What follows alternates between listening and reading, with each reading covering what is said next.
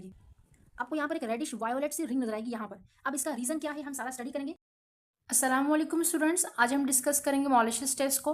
मॉलिशियस test का main objective क्या है और इसको किस तरह से परफॉर्म किया जाता है, we will discuss everything.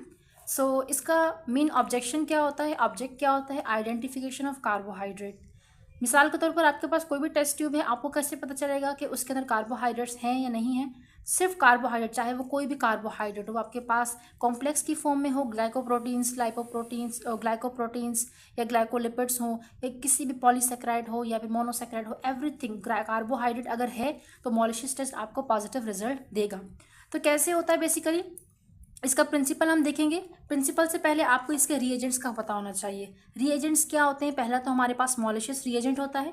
Main चीज़ आपने ये समझनी है कि मॉलिशियस रिएजेंट में दो चीज़ें हैं। एक है हमारे पास अल्फ़ा नेप्थोल, जो कि हमारे पास तकरीबन 5% अल्फ़ा नेप्थोल होता है और 95% इथाइल अल्कोहल से मिलकर हमारे पास मॉलिशियस रिएजेंट बना होता है। ठीक है, अब हमारे पास यहाँ पर क्या है, इसी के अलावा कंसनट्रेटेड HCl है। तो यहाँ पर मैं लिख लेती हूँ। ओके, सो यहाँ पर हमारे पास रिएजेंट था मॉलिशियस रिएजेंट, जिसमें हमारे पास 5% अल्फा नेप्थोल था and then 95% ethanol and HCl। हम प्रोसीजर को डिस्कस करते हैं। प्रोसीजर को डिस्कस करने के लिए यहाँ पर जो ओवरऑल बात लिखी हुई है हम उसको ही डिस्कस करेंगे यहाँ पर। अब बेसिकली क्या है कि सबसे पहले आपने एक टेस्ट ट्यूब लेनी है। टेस्ट ट्यूब के अंदर क्या करना है, आपने अब 3 ml तक इसके अंदर कार्बोहाइड्रेट का सॉल्यूशन डाल देना है। कितना, 3 ml आपने कार्बोहाइड्रेट का जो भी आपका सॉल्यूशन है वो आपने इसके अंदर ऐड करना है। देन आपने क्या करना है, जो आपका मॉलिशियस रिएजेंट है उसका 1 to 2 ड्रॉप्स आपने मॉलिशियस रिएजेंट के इसके अंदर डाल देने हैं। आपने क्या किया, यहाँ पर आपने पहले तो इसके अंदर सॉल्यूशन डाला एंड देन आपने इसके अंदर जो है मॉलिशियस रिएजेंट डाला। आपने इसको करना है मिक्स। आपने इसे मिक्स किया एंड देन आपने क्या करना है, इसको थोड़ा सा आपने टिंट करना है, इंक्लाइन करना है। यहाँ पर आपका सॉल्यूशन अभी भी इसके अंदर मौजूद है। फिर जो HCl यहाँ पर, सॉरी यहाँ पर HCl नहीं, यहाँ पर हमारे पास H2SO4 है कंसनट्रेटेड।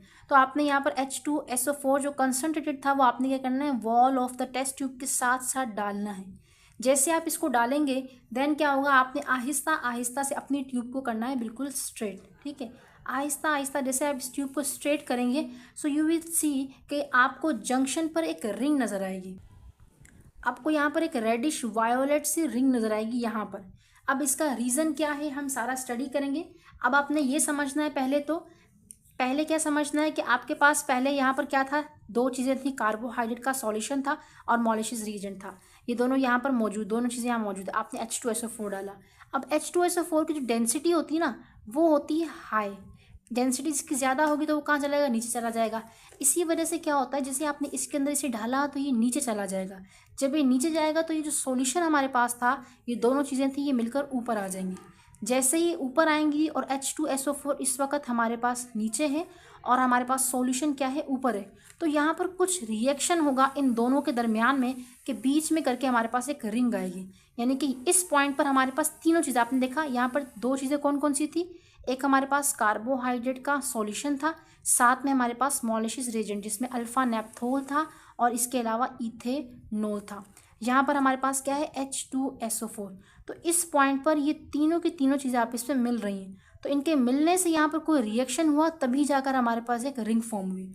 तो उसी चीज़ को हम कहते हैं प्रिंसिपल के। यहाँ पर ऐसा क्या हुआ कि हमारे पास एक रेडिश वायोलेट रिंग मिल रही है। सो हम यहाँ डिस्कस कर रहे हैं कि इस पॉइंट पर ऐसा क्या हुआ, तो उसे हम कह रहे हैं प्रिंसिपल। यहाँ पर क्या हुआ, यहाँ पर आपके पास एक चीज़ थी सैंपल किसका था, कार्बोहाइड्रेट का। तो जैसे ही आपने H2SO4 डाला तो इस पॉइंट पर H2SO4 भी आपका कार्बोहाइड्रेट का सैंपल भी है। तो H2SO4 ने क्या किया, जो आपका सैंपल था अगर वो पॉलीसेक्राइड है या डाइसेक्राइड है तो उसने उसको कन्वर्ट कर दिया मोनोसेक्राइड के अंदर। और मोनोसेक्राइड का मतलब यहाँ पर हमारे पास क्या होगा कि हमारे पास एक सिंगल ग्लूकोज का मॉलिक्यूल होगा, यानी कि यहाँ पर होगी इसकी हाइड्रोलाइसिस। अब जैसे ही इसकी हाइड्रोलाइसिस हुई, ग्लूकोज आ गया, उसी वक्त यहाँ पर हमारे पास क्या था, मोनोसेक्राइड जैसे ही बना तो दोबारा से H2SO4 ने इस मोनोसेक्राइड से रिएक्शन किया और इसके अंदर से एक वाटर का मॉलिक्यूल रिमूव कर दिया। यानी कि इसकी क्या हो गई है, डिहाइड्रेशन। पहले हुई हाइड्रोलाइसिस, मोनोसेक्राइड बना, देन डिहाइड्रेशन हुई फरफ्यूरल। यहाँ पर बनता है फरफ्यूरल डेरिवेटिव जिसे हम कहते हैं 5 हाइड्रोऑक्सी मिथाइल फरफ्यूरल। ठीक है, ये हमारे पास इसका एक डेरिवेटिव बन गया। देन क्या होगा, जो हमारे पास फरफ्यूरल का डेरिवेटिव, यानी कि आपने याद रखना है मोनोसेक्राइड से जब वाटर रिमूव हुआ किसकी प्रेजेंस में, H2SO4। ये MCQs का पॉइंट ऑफ व्यू है। देन जैसे 5 हाइड्रोक्सी मिथाइल फरफ्यूरल बना तो इसने क्या किया, इसने फिर रिएक्ट किया, फरफ्यूरल जो डेरिवेटिव था यानी कि 5 हाइड्रोक्सी मिथाइल फरफ्यूरल, उसने अल्फा नेप्थोल। आपको समझ आ रहा है कि यहाँ पर हमारे पास पहले जो था वो कोई भी हमारे पास इस जंक्शन पर ये भी चीज़ मौजूद थी जो हमारे पास सैंपल था और हमारे पास रिएजेंट H2SO4 भी था। तो इस जंक्शन पे पहले क्या हुआ, जो कार्बोहाइड्रेट था पॉलीसेकेराइड कंडीशन में था, H2SO4 ने यहीं पर क्या किया, उसको मोनोसेकेराइड में कन्वर्ट किया, फिर यहीं पर उसकी क्या की डिहाइड्रेशन की, वाटर को रिमूव किया। जैसे ही वाटर को रिमूव किया तो बन गया फरफ्यूरल। फिर उस फरफ्यूरल ने अपना जो नेप्थोल यहाँ पर पड़ा हुआ था उसके साथ कर लिया रिएक्ट। जैसे ही यहाँ पर रिएक्ट होता है तो इसी पॉइंट पर हमारे पास एक वायोलेट, इन दोनों के मिलने से हमारे पास एक वायोलेट कलर कंपाउंड बनता है। इसी वजह से हमारे पास क्या होता है, यहाँ पर एक रिंग बनती है, यानी कि हमारे पास एक वायोलेट कलर की अपीयरेंस आती है। अब क्वेश्चन ये है कि हमारे पास वायोलेट कलर क्यों अपेयर हुआ, क्योंकि हमारे पास ये सारा प्रिंसिपल हुआ। अब क्वेश्चन ये आता है कि रिंग क्यों बनी, क्योंकि देखो जो हमारी टेस्ट ट्यूब होती है वो एक इस तरह की टाइप की होती है ना, वो गोल होती है। तो वायोलेट रिंग तो बन रही है लेकिन वो क्या बन रही है, गोल बनेगी, क्योंकि हमारी टेस्ट ट्यूब भी गोल है, इसी वजह से रिंग बन रही है। और वायोलेट कलर क्यों आया, क्योंकि ये प्रिंसिपल इसके पीछे था। अब क्वेश्चन ये कि हमारे पास सेंटर में ही क्यों आया, क्योंकि यहाँ पर जंक्शन हो रहा है, यहाँ पर दो चीज़ें आपस में मिल रही हैं। कौन कौन सी, पहला हमारा 3 चीज़ें मिल रही हैं, कार्बोहाइड्रेट का सैंपल, मॉलिक्यूल्स, रिएजेंट एंड इसी के साथ हमारा H2SO4। हमें तीनों की ज़रूरत है। तीनों की ज़रूरत क्यों है, क्योंकि H2SO4 ही कार्बोहाइड्रेट से रिएक्ट किया, इसने इसकी हाइड्रोलाइसिस डिहाइड्रेशन करवाया, फिर इसने इसके साथ रिएक्ट किया एंड देन हमारे पास यहाँ पर एक रिंग बनी। तो इसीलिए हमें तीनों चीज़ों की ज़रूरत है। तो इसीलिए हमारे पास जंक्शन पर बना, H2SO4 की डेंसिटी कम थी, नीचे चला गया, वो ऊपर चला गया, और तीनों चीज़ें मौजूद हमारे पास इस पॉइंट पर थी, इसीलिए यहाँ पर हमारे पास एक वायोलेट सी रिंग बनी। तो ये हमारे पास पूरा का पूरा इसका प्रोसीजर होता है। अगर हम इसे रीड करना चाहें तो रीड में हमें क्या पता चलेगा कि इसका प्रिंसिपल क्या है। देखो पॉलीसेक्राइड जो है या डाइसेक्राइड हैं वो हाइड्रोलाइज हो जाएंगे, यानी कि हाइड्रोलिसिस हुई, किसके अंदर हो जाएंगे, with the help of sulphuric acid monosaccharide के अंदर। हमने पढ़ लिया मोनोसेक्राइड में हो गया।